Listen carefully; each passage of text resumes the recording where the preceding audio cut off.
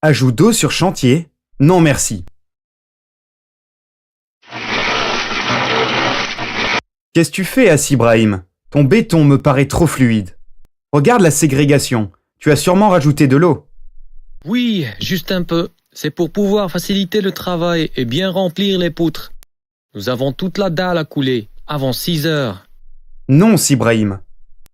En rajoutant de l'eau, tu dégrades énormément les performances du béton, qui devient moins résistant et moins durable, avec en plus de la ségrégation et de la fissuration.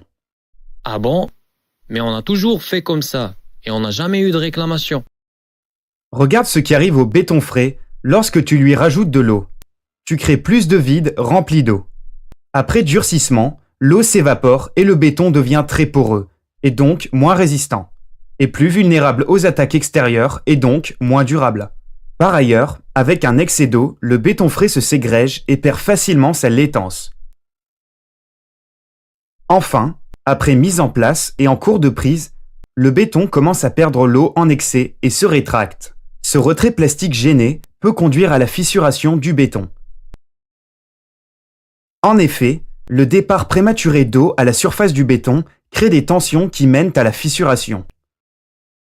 Alors, comment je dois procéder pour avoir un béton maniable, très facile à mettre en œuvre sans dégrader ses qualités? Au lieu de rajouter de l'eau, si tu utilises un béton prêt à l'emploi, tu devras prévoir et commander une classe d'affaissement suffisante. Le bétonnier va l'obtenir à l'aide d'un adjuvant spécifique. Si tu fabriques ton propre béton sur chantier, tu rajoutes dans la bétonnière le dosage d'adjuvant prescrit par le fabricant sur la fiche technique. Et ton béton devient suffisamment fluide, mais sans perdre en résistance ni en durabilité. Et tu peux même gagner en termes de coût. Ah, c'est possible? Et comment fonctionne cet adjuvant? En fait, lorsque tu rajoutes le super plastifiant, les polymères qui le composent neutralisent l'attraction électrostatique, responsable de la flocculation des grains de ciment et des fines. Ces grains se dispersent et libèrent ainsi l'eau piégée qui fluidifie le mélange sans eau supplémentaire. Ça va? Tu as compris maintenant? Ah, c'est parfait.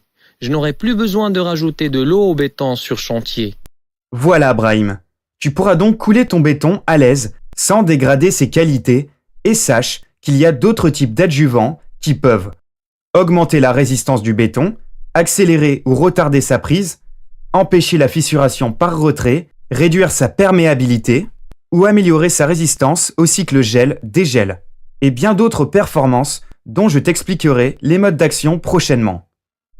Cette vidéo a été réalisée en collaboration avec Sika Maroc. Pour plus d'informations, suivez-nous sur nos pages WeLearn Maroc.